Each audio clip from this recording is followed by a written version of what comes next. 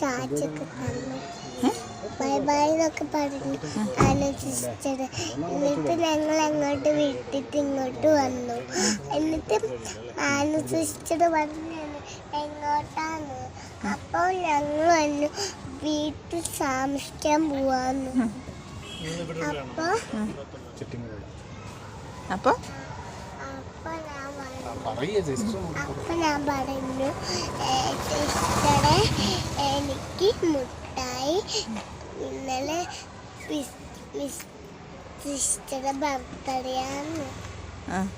അപ്പൊ കേക്കൊക്കെ ഈ സിസ്റ്റർ തന്നു.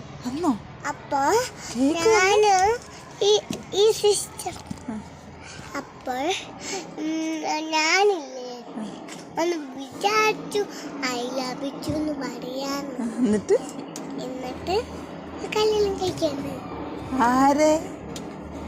ആരെ എന്റെയാ